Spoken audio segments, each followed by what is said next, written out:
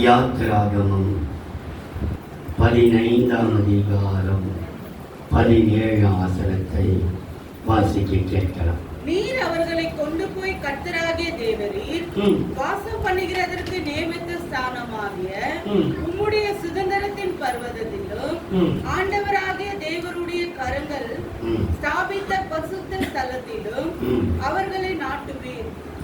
அன்பின் தெய்வமே, நன்றியோடு சோதரிக்கிறோம். இயேசுவே, தேவரீருடைய கரங்களால் ஸ்தாபித்த பரிசுத்த ஸ்தலத்தில் அவர்களை நாட்டுவீர்.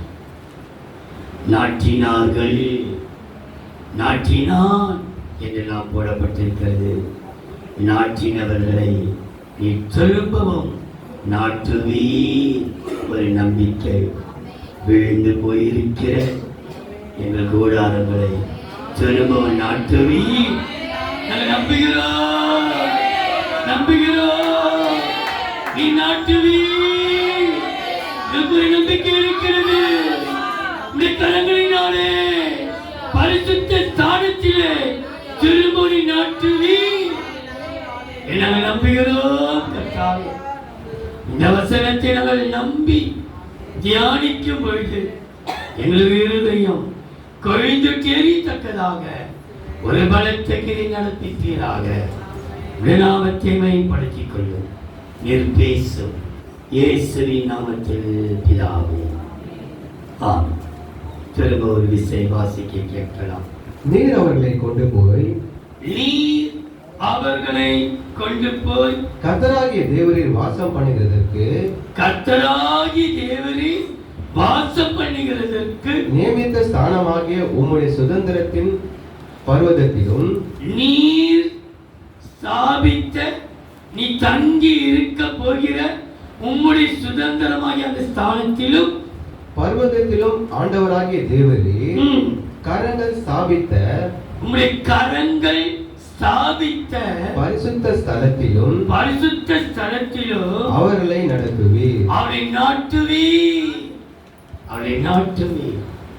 நம்முடைய சபை பாட்டு புத்தகத்திலே 393வது பாடல், புதிய பாட்டு புத்தகத்திலே 415வது பாடல், 393 பழைய புக்கில், புதிய புக்கில் 415 கடைசி ஆரண சரணத்தை பாடலாம். விளைந்த பலனை அறுப்பாரில்லை, விளைவிட்ட பலன் வாழிடுதே, அறுவடை மிகுதி ஆளோ இல்லை, அந்தோ மனிதர் அழிகின்றதே, அறுவடை மிகுதி ஆளோ இல்லை,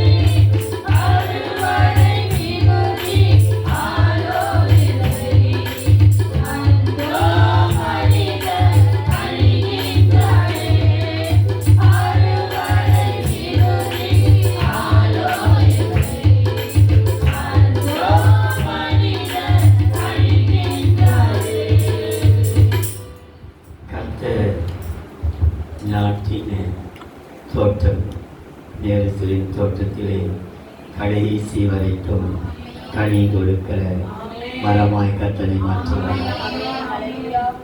கர்த்தருடைய வருகை மட்டும் நம்முடைய ஜீவன் முடிகிற வரைக்கும் கர்த்தர் நாட்டின இந்த தோட்டத்திலே கடைசி வரைக்கும் கனி கொடுக்க கர்த்தர் நமக்கு கருவை செய்வாராக. இங்கே பார்க்கிறோம், இந்த பாடல் இந்த யாத்திரா 15-17 இஸ்ரவேல் ஜனங்களும் தீர்க்கதரிசியாக மிரியாவும் பாடினார்கள். தேவரீருடைய கரங்கள் ஸ்தாபித்த பரிசுத்த ஸ்தலத்தில் அவரை நாட்டுவீர். ஆனால் சங்கீதக்காரன் பரிசுத்த ஸ்தலம் என்று சொல்லாமல் ஆலயம் என்று சொல்கிறான். பரிசுத்த ஸ்தலம் என்றாலும் தேவனுடைய ஆலயம் என்றாலும். ஆனால் வசனம் சொல்கிறது 92ஆம் சங்கீதம் 13ஆம் வசனம். கர்த்தருடைய ஆலயத்திலே 92ஆம் சங்கீதம் 13ஆம் வசனம். கர்த்தருடைய ஆலயத்திலே நாட்டப்பட்டவர்கள் கர்த்தருடைய ஆலயத்திலே நாட்டப்பட்டவர்கள் எங்கள் தேவனுடைய பிரகாரங்களில் செழித்திருப்பார்கள். எங்கள் தேவனுடைய ஆலயத்திலே செழித்திருப்பார்கள். கர்த்தருடைய ஆலயத்தில் நாட்டப்பட்டவர்கள். ஆண்டுடைய நாமத்திலே சொல்லிக் கொள்கிறேன், தேவன் நம்மை வறட்சி அடைந்து விட மாட்டார். நம்மை செழித்திருக்க தேவன் செய்வார். செழித்திருக்க செய்வார். வறட்சியா இருக்க எத்தனையோ சந்தர்ப்பத்தை சத்துரு கொண்டு வந்து போட்ட போதிலேயும் அந்த வறட்சி காலத்திலேயும் தப்பாமல் கனி கொடுக்கிறவர்கள். தப்பாமல் கனி வறட்சி வந்த நாளிலேயும் நாங்கள் தப்பாமல் கனி கொடுக்க தேவன் கிருபை செய்வாராக. கர்த்தருடைய ஆலயத்திலே நாட்டப்பட்டவர்கள் அவருடைய பிரகாரங்களிலே, பிரகாரம் என்றால் ஆலயத்துக்கு வெளியே, பிரகாரம் பரிசுத்த பிரகாரம், மகா பரிசுத்த பிரகாரம், அதற்குள்ளேதான் ஆண்டுடைய பரிசுத்த உடன்படிக்கை பெற்று. அப்போ ஆலயத்துக்கு வெளியே உட்கார்ந்து கொண்டிருந்தாலும், ஆலயத்துக்கு வெளியே நின்று கொண்டிருந்தாலும் வசனம் சொல்கிறது, கர்த்தருடைய ஆலயத்திலே நாட்டப்பட்டவர்கள் செழித்திருப்பார். இன்றைக்கு நம்ம பயப்பட வேண்டாம். ஆண்டவர் நம்ம அழிச்சிடுவாரு, நம்ம நிறுவனமாக்கிடுவாரு, நம்ம ஒன்றுமில்லாமல் ஆக்கிடுவாரு. அதில் தான் சொல்கிறேன், ஒரு சமயம் ஆண்டுடைய பரலோகத்திலே கூட 1ஆம் ஆணும் 2ஆம் ஆணும் 3ஆம் ஆணும் சீயோன் மகா பரிசுத்த எருசலேம் 5 படிநிலைமைகள் இருக்கிறது என்று வேதம் சொல்கிறது. அப்போ 1ஆம் ஆனத்திலே தேவன் தேவனை அறிந்தவர்கள், தேவனை அவர்கள் ஒரு சமயம் தேவனை அறிந்து சந்தர்ப்பத்திலே ஞானஸ்தானம் எடுக்காத பட்சத்திலே மரிப்பாரனால் அவளுக்கு 1ஆம் ஆனத்திலே இடம் உண்டு. 2ஆம் ஆனத்திலே அழைக்கப்பட்ட ஜனங்கள், அழைக்கப்பட்ட கூட்டம் கர்த்தருக்காக அழைத்து வாழ்கிற வாழ்க்கை, தேவனுக்கு முன்பாக குறைவுள்ள வாழ்க்கையை வாழ்ந்து மறித்தாலும் 2ஆம் ஆனத்திலே இடம் உண்டு. தெரிந்து கொள்ளப்பட்ட கூட்டங்களுக்கு 3ஆம் ஆனத்தில் இடம் உண்டு. கர்த்தருக்காக இரத்த சாட்சியாய் வாழ்கிறவர்கள் அல்லது வீழ்ந்து எழுந்தவர்கள் கர்த்தருக்காக பிரகாசிக்கும் பொழுது அவர்களுக்கு அந்த தேவன் பரிசுத்த இடத்திலே தேவன் தருவான். கர்த்தருக்காக கடைசி வரைக்கும் இரத்த சாட்சியாய் மறித்து தனி பரிசுத்தை காத்துக் கொள்வதற்கு சீயோனுக்குள்ள கர்த்தர் மாற்றி விடுகிறார். ஆகையினாலே நான் உங்களுக்கு சொல்கிறேன், உங்களை பயமுறுத்துவதற்காக அல்ல. தேவன் நமக்கு நரகத்தை தேவன் தர மாட்டார். அவர் அறிந்த பிள்ளைகளை ஒரு ஸ்தானத்திலே கொண்டு போய் உட்கார வைப்பார். நீங்கள் பயப்பட வேண்டாம். கர்த்தரால் நாட்டப்பட்டவர்கள் சபைக்குள்ளே இல்லாவிட்டாலும் அந்த பிரகாரத்தில் இருக்கிறவர்களை கர்த்தர் செழிக்க செய்வார். கர்த்தருடைய ஆலயத்தில் நாட்டப்பட்டவர்கள் செழித்திருப்பார். தேவன் சில காரியங்களை மனிதர்கள் நாட்டினார்கள். நாட்டினதை கர்த்தர் அங்கீகரித்து அவர்களை செழிக்க செய்தார். ஆகையினால் ஒரு 5 காரியத்தை சுருக்கமாக சொல்லி நான் முடிக்கிறேன். முதலாவது பாருங்கள், ஆதியாகமம் 9ஆம் அதிகாரம் 20ஆம் வசனம். நோவா பயிருடனாகி ஆதியாகமம் 9ஆம் அதிகாரம் 20ஆம் வசனம். நோவா பயிரிடுவனாகி திராட்சை தோட்டத்தை நாட்டினான். திராட்சை தோட்டத்தை நாட்டினான். திராட்சை தோட்டம் என்றால் நம்முடைய வாழ்க்கை ஒரு கனி நிறைந்த வாழ்க்கை, ஒரு கனி கொடுக்கிறவர்களாய் நாம் மாற வேண்டும். ஆவின் கனிகள், மாம்சத்தின் கனிகள், ஆவின் கனிகள் நிறைந்தவர்களாய் நோவா கர்த்தருடைய கண்களிலே கருணை பெற்றவர். நோவாவுக்கோ கர்த்தருடைய கண்களில் கருணை, அவன் கருணை பெற்றான். கருணை பெற்றவளே வாழ்க.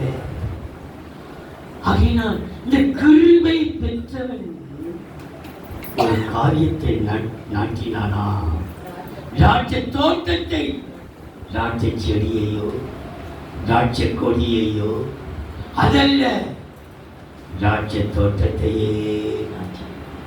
இந்த திராட்சை தோட்டம் எதை நமக்கு சுட்டி காட்டுகிறது என்றால் அது கனி கொடுக்கிற வாழ்க்கை. நீங்கள் வாசித்து பாருங்கள். எரேமியா 17ஆம் அதிகாரம் 7-8. கர்த்தர் மேல் கவனியுங்கள். எரேமியா 17ஆம் அதிகாரம் 7-8. கர்த்தர் மேல் நம்பிக்கை வைத்து கர்த்தரை தன் நம்பிக்கையாய் கொண்டிருக்கிற மனுஷன் பாக்கியவான். பாக்கியவான். அவன் தண்ணீரண்டிலே நாட்டப்பட்டதும், தண்ணீர் அண்டையிலே நாட்டப்பட்டது, நடப்பட்டதல்ல, நாட்டப்பட்டதும், கால்வாய் ஓரமாக தன் வேர்களை விடுகிறதும், உஷ்ணம் வருகிறதை காணாமல், உஷ்ணம் வருகிறதை காணாமல், இலை பச்சையாய் இருக்கிறதும், இலை பச்சையாய் இருக்கிறதும், மழை தாட்சியான வருஷத்திலும், மழையே வராவிட்டாலும் மழை தாட்சியான காலத்திலேயும் வருத்தமின்றி தப்பாமல் கனி கொடுக்கிறவனான, வருத்தமின்றி, வருத்தப்படாமல் தப்பாமல் கனி கொடுக்கிறதுமான மரத்தை போல் இருப்பான். கனி கொடுக்கிற மரத்தை போல் இருப்பான். இந்த வறட்சியான காலத்திலேயும் திராட்சை தோட்டம் என்றால் அது ஒரு கனி கொடுக்கிற வாழ்க்கை. நம்முடைய வாழ்க்கையே வறட்சியே வந்தாலும் தப்பாமல் நம்முடைய வாழ்க்கையை நம்முடைய கனியை நம்ம மாற்றிவிடக்கூடாது. நம்முடைய கனிகளை நம்ம மாற்றிவிடக்கூடாது. நம்ம கனிகள் நிறைந்தவர்களாய் நாம் காணப்பட வேண்டும். வேதம் சொல்கிறது, அதே எரேமியா 31ஆம் அதிகாரம் 5ஆம் வசனம். மறுபடியும் எரேமியா 31:5. மறுபடியும் சமாரியாவின் மலைகளிலே திராட்சை தோட்டங்களை நாட்டுவாய். மலைகளிலே, பூமியில் அல்ல, கற்பாறையிலே. மலையில போய் திராட்சை தோட்டம் நாட்ட முடியுமா? ஆனா வசனம் சொல்கிறது, மறுபடியும் ஆண்டவரே நாங்கள் வைத்த திராட்சை தோட்டம் பட்டு போயிற்று. ஆனா எங்க நம்பிக்கையெல்லாம் எங்கள் கண்மலையாகி கிறிஸ்து, எங்கள் மலையாகி ஆண்டவராய் இயேசு கிறிஸ்து. மறுபடியும் மலை மேல் திராட்சை தோட்டங்களை நாட்டுவாய். நாட்டுகிறவர்கள் அவைகளை நாட்டி, நாட்டுகிறவர்கள் அவைகளை நாட்டி அதன் பலனை அனுபவிப்பார்கள். நிச்சயமாகவே அதனுடைய பலனை அனுபவிக்க கர்த்தர் நமக்கு கிருபை தருகிறார். இந்த திராட்சை தோட்டம் நாட்டினார் என்று சொல்லப்பட்டிருக்கிறது. இந்த திராட்சை தோட்டம் நம்ம நாட்டப்பட்டதினாலே நம்ம பலனை பெற்றுக்கொள்வோம் தான். அதை பார்க்கிலும் ஆண்டவர் பார்க்கிறார். அந்த திராட்சை தோட்டத்தை தேவன் பரலோகத்திலிருந்து பார்த்ததினாலே ஒரு வசன ஞாபகத்துக்கு வருகிறது. சங்கீதம் 80ஆம் சங்கீதம் 14-15 பாருங்கள். 14-15. சேனைகளின் தேவனே, திரும்பி வாரும். வானத்திலிருந்து கண்ணோக்கி பார்த்து இந்த திராட்சை செடியை விசாரித்து அருளும். இந்த திராட்சை தோட்டத்தில் உள்ள திராட்சை செடியை விசாரித்தருளும் ஆண்டவரே. உம்முடைய வலது கரம் உமது வலது கரம் நாட்டின கொடியையும் அவருடைய வலது கரம் நம்ம நாட்டினோம். நோவா நாட்டினால் கிருபை பெற்றவன். ஆனா கர்த்தரே நோவாவோடு கூட வலது கரத்தினாலே நாட்டினார். கர்த்தர் நாட்டுவார். கர்த்தர் நாட்டின தோட்டத்திலே கடைசி வரைக்கும் நாம் கனி கொடுக்கிற மரங்களால் கர்த்தரை மாற்றுவாராக. அப்படி திராட்சை தோட்டம் கர்த்தரால் நாட்டப்படும் பொழுது நமக்கு கிடைக்கிற நன்மையை பாருங்கள். நம் நாட்டினதினாலே. ஆமோஸ் 9ஆம் அதிகாரம் 14-15. என் ஜனமாகிய இஸ்ரவேலின் சிறையிருப்பை. ஆமோஸ் 9ஆம் அதிகாரம் 14-15. என் ஜனமாகிய இஸ்ரவேலின் சிறையிருப்பை திருப்புவேன். இந்த திராட்சை தோட்டமாகிய நாட்டப்பட்ட தோட்டத்தில் இருக்கிற எல்லா சிறையிருப்பையும் திருப்புவேன். அவர்கள் பாழான நகரங்களை கட்டி அவைகளில் குடியிருந்து திராட்சை தோட்டங்களை நாட்டி அவைகளின் பழரசத்தை குடித்து தோட்டங்களில் உண்டாக்கி அவைகளின் கனிகளை புசிப்பார்கள்.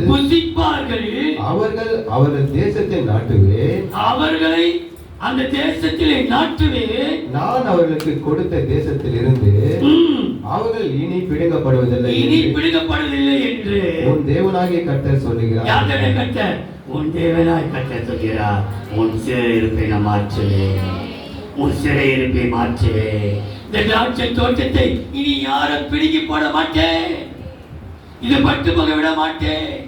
கனி கொடுக்க முடியாத அளவுக்கு பட்டு போக நான் விட மாட்டேன், பிடுங்குவதில்லை என்று உன் தேவனாய் கர்த்தர் சொல்கிறார்.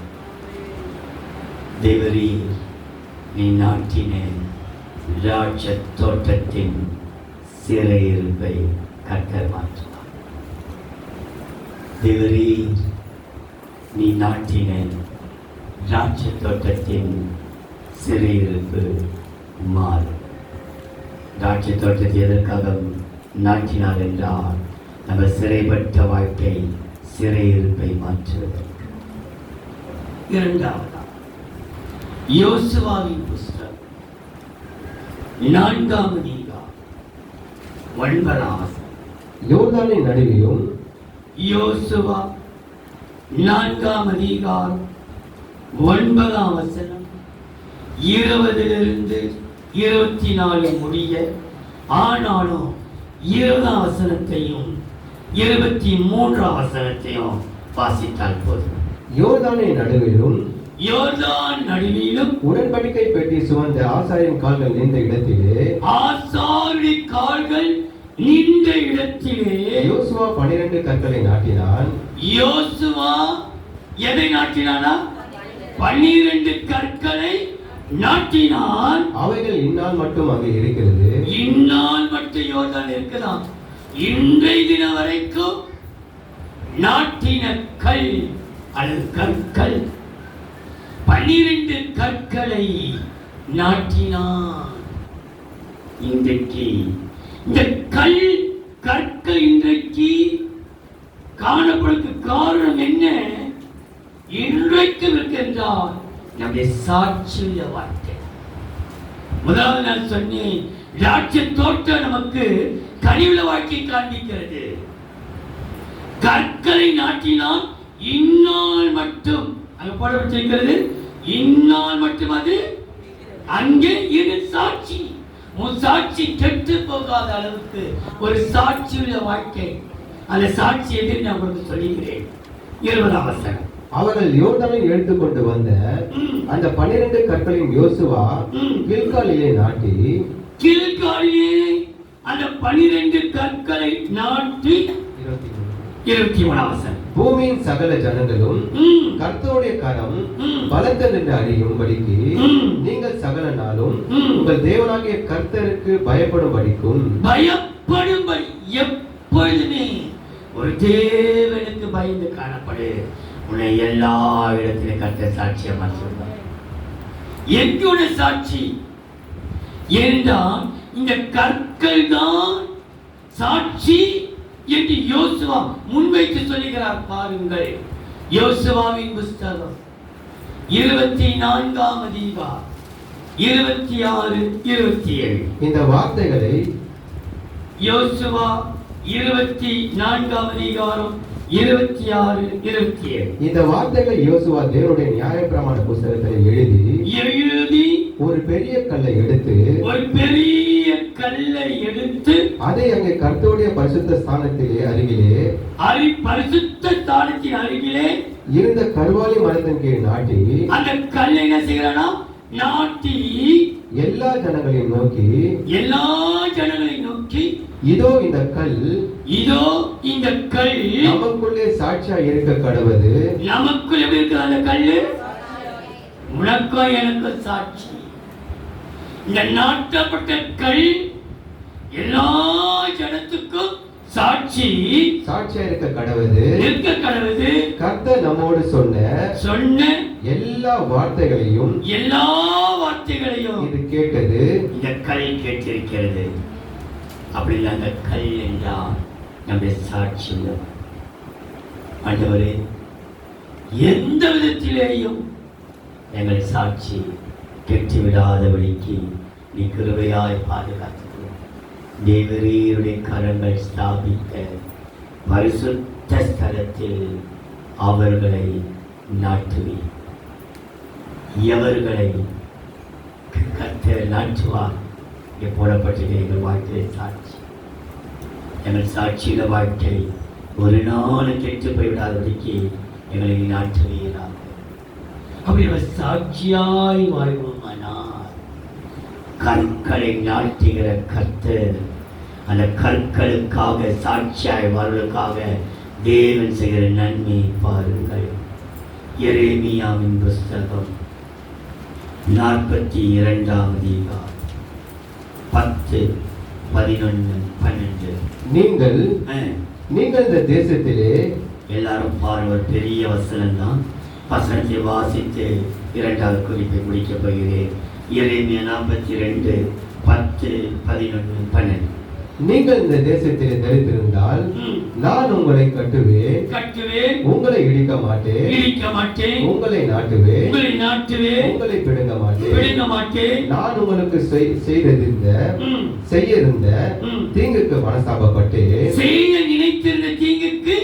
மனஸ்தாபப்பட்டு நீங்கள் பயப்படுகிற பாபிலோன் ராஜாவுக்கு பயப்பட வேண்டாம், அவனுக்கு பயப்படாது இருப்பீர்களாக என்று கர்த்தர் சொல்லுகிறார். நீங்க யாருக்கு பயப்பட வேண்டாம் என்று கர்த்தர் சொல்லுகிறார். உங்களை ரட்சிக்கும்படிக்கு, உங்களை அவன் கைக்கு தப்புவிக்கும்படிக்கு நான் உங்களுடனே கூட இருந்து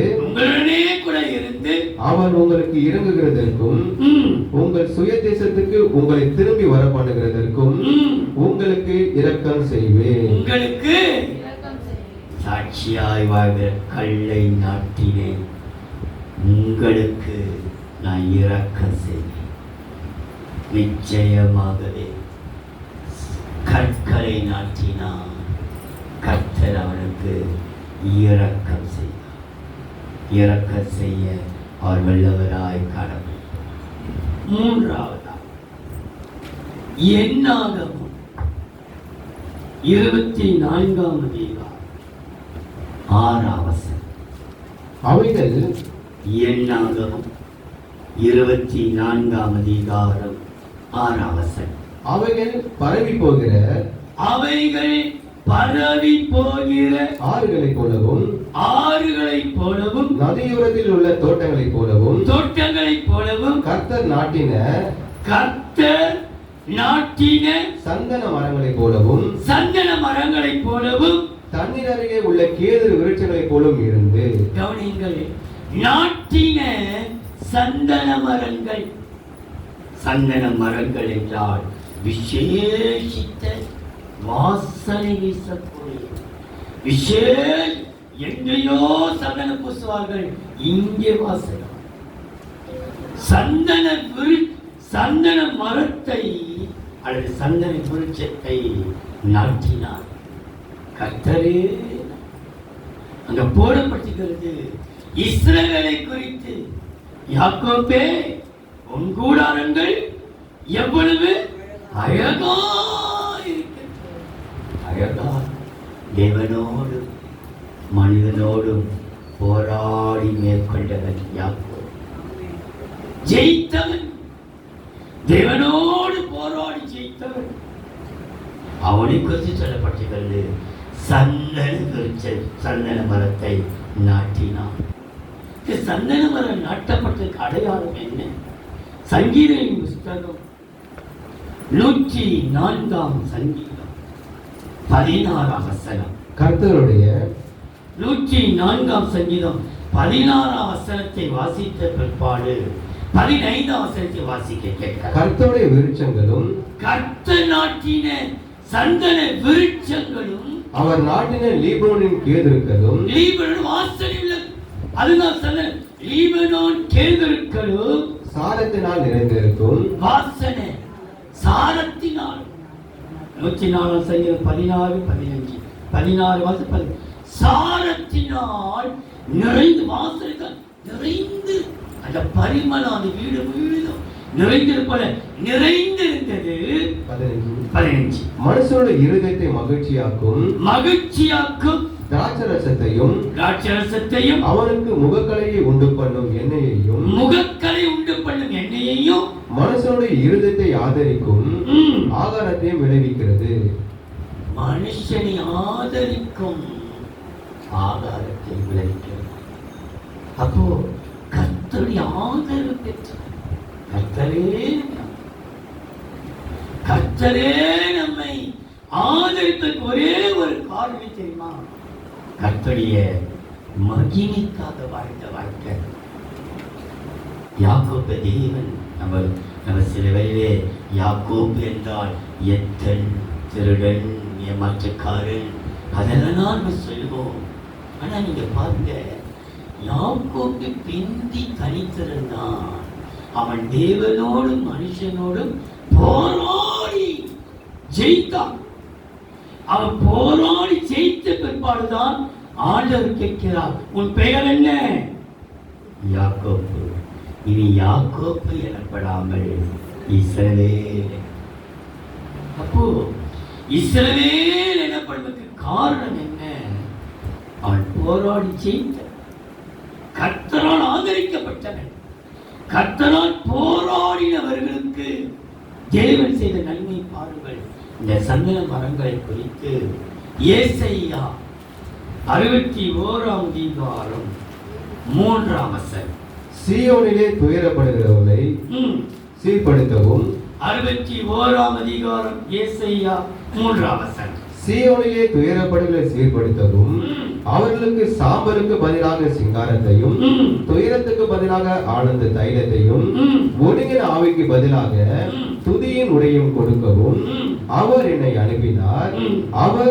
அவர்கள் கர்த்தர் தம்முடைய மகிமைக்கென்று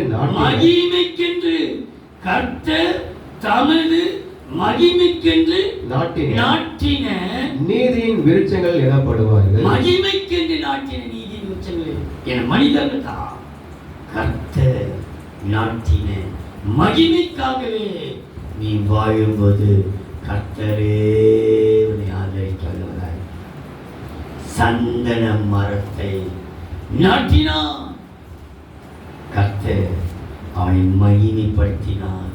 மகிமைப்படுத்தினே இன்னும் மகிமைப்படுத்திக் கொண்டே இருப்பேன். நீ யாரோடு போராடி ஜெபித்தாய்? தேவனோடு போராடினபடினாலே கர்த்தரை மகிமைப்படுத்தினார். 4 1 சாமுவேல் 15 அதிகாரம் 12 13. மறுநாள் 1 சாமுவேல் 15 அதிகாரம் 12 13. மறுநாள் அதிகாரமே சாமுவேல் சவுலை சந்திக்க போனான்.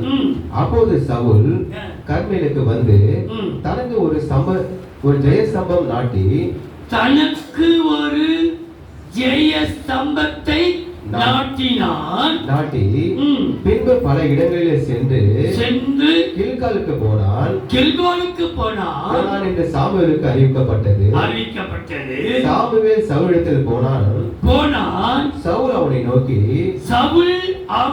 நோக்கி நீ கர்த்தரால் ஆசீர்வதிக்கப்பட்டவர், கர்த்தருடைய வார்த்தையை நிறைவேற்றினேன். கர்த்தருடைய வார்த்தையை நிறைவேற்றுகிறவர்களே, கர்த்தருடைய வார்த்தையை நிறைவேற்றி ஜெயஸ்தம்பத்தை நாட்டினான். அப்போ கர்த்தருடைய வார்த்தைக்கு கீழ்ப்படுகிறவர்கள், கர்த்தருடைய வார்த்தையை அப்படியே ஏற்றுக்கொள்கிறவர்கள், கர்த்தருடைய வார்த்தையை நம்புகிறவர்கள். திராட்சை தோட்டம் கனி நிறைந்த வாழ்க்கை, கற்களை நாட்டினான் சாட்சியுள்ள வாழ்க்கை, சந்தன மரத்தை நாட்டினான் போராடி மேற்கொண்ட வாழ்க்கை. ஜபத்தில் இங்க பார்க்கிறோம், ஜெயஸ்தம்பத்தை நாட்டினான் கர்த்தருடைய வார்த்தையை கேட்கிற வாழ்க்கை.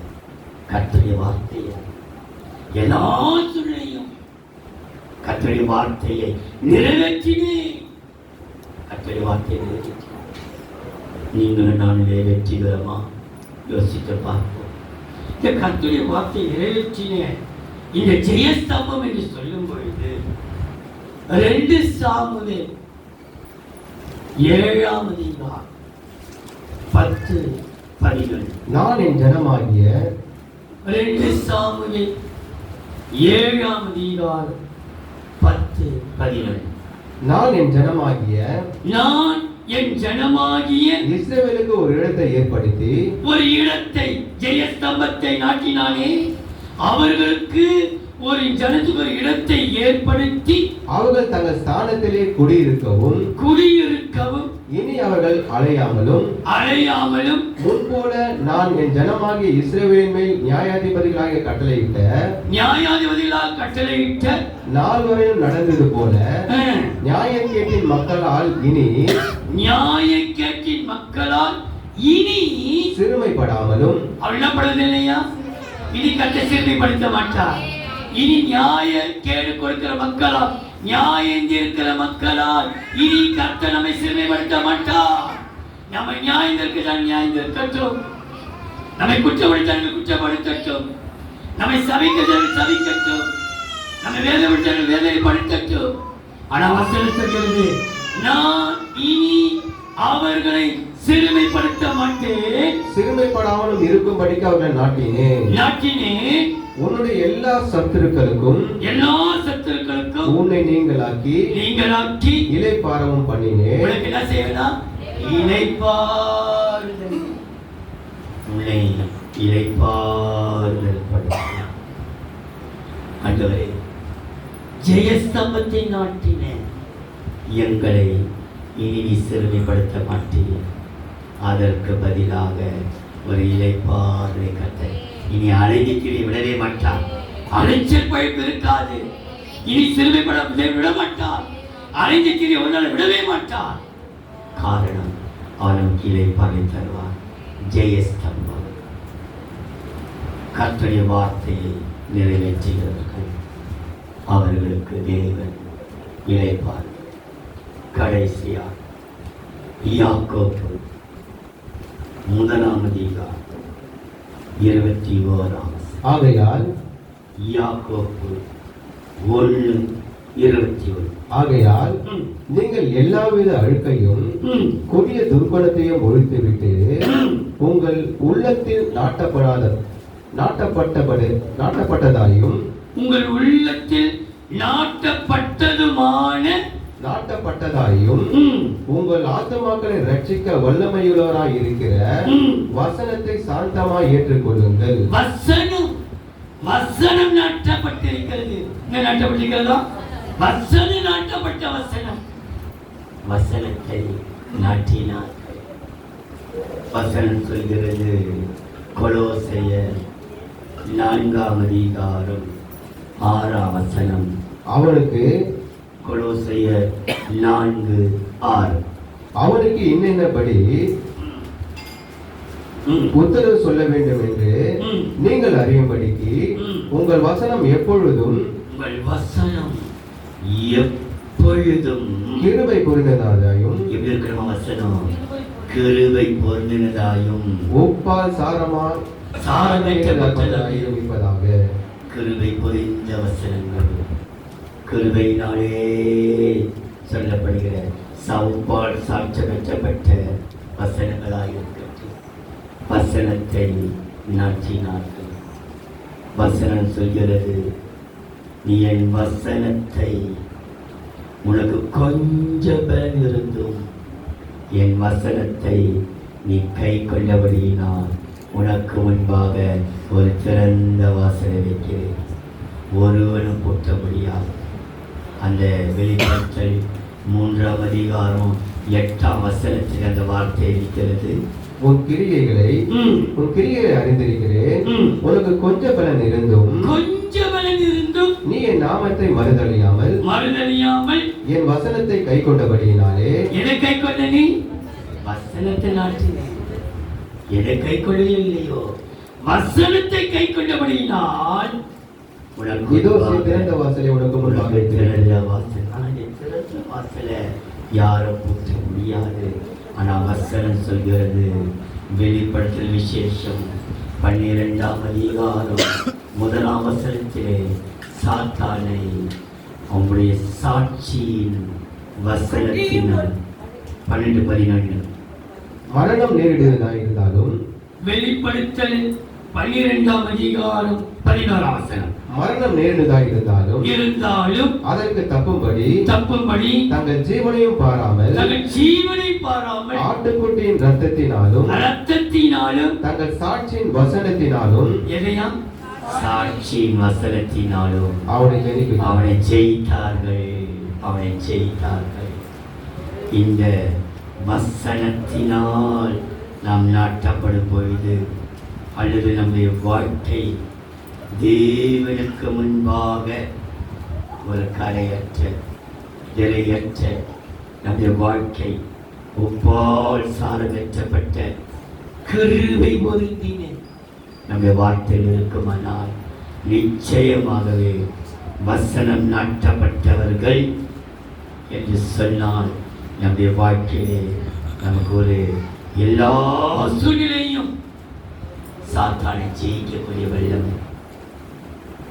தன்னுடைய ஆட்டுக்குட்டியாளுடைய ரத்தத்தினாலும் தங்கள் சாட்சியின் வசனத்தினாலும் அவனை ஜெயித்தார்கள். அப்படி ஆண்டவரே, எப்போதுமே அவருடைய ரத்தத்துக்குள்ளேயே இருப்போம், ஆட்டுடைய ரத்தத்துக்குள்ளேயே நாம் காணப்படுவோம். அவர் நம்மை ஜெயிக்க வைப்பார். நான் சுருக்கமாய் சொல்வேன், நான் தேவரீருடைய கரங்கள் சாபித்த பரிசுத்த ஸ்தலத்தில் அவர்களை நாட்டுவேன். தேவரீர் இந்த கரத்தினால் அவர்களை நாட்டுவேன். திராட்சை தோட்டம் சிறையிருப்பை மாற்று, கற்கள் இரக்கத்தை கொண்டு வரும், சந்தன மரம் நம்மை மகிமைப்படுத்தும், ஜெயஸ்தம்பம் நமக்கு இடைப்படைத்தாலும் வசனம் நமக்கு ஜெயத்தை தரும். அன்பின் தெய்வம், நன்றியோடு சோதரிக்கிறோம். தேவரீர் கர்த்தாவே, இந்த மாதத்தில் முதல் நாளிலே உங்கள் பிள்ளைகளை அழைத்து கொண்டு வந்திருக்கிறீர். இயேசுவே, தம்பி கமல் அவருடைய குடும்பத்தோடு மூணாருக்கு புறப்பட்டு போயிருக்கிறார். ஆண்டவரே, சவர் விஜயானந்த், ஆண்டவரே, சாரா பெங்களூர் புறப்பட்டு போயிருக்கிறார்கள். சுகபத்திரமாய் கொண்டு போய் அவளை சுகபத்திரமாய் கொண்டு வருவீராக. வந்திருக்கிற ஒவ்வொரு கர்த்தர் ஆசீர்வதிப்பீராக. வர முடியாத பிள்ளைகளை கர்த்தர் ஆசீர்வதிப்பீராக. தொடர்ந்து கிருபை தருவீராக. இந்த நாமத்தை மேம்படுத்திக் கொள்வீராக. இயேசுவின் நாமத்தில் பிதாவே. ஆமென்.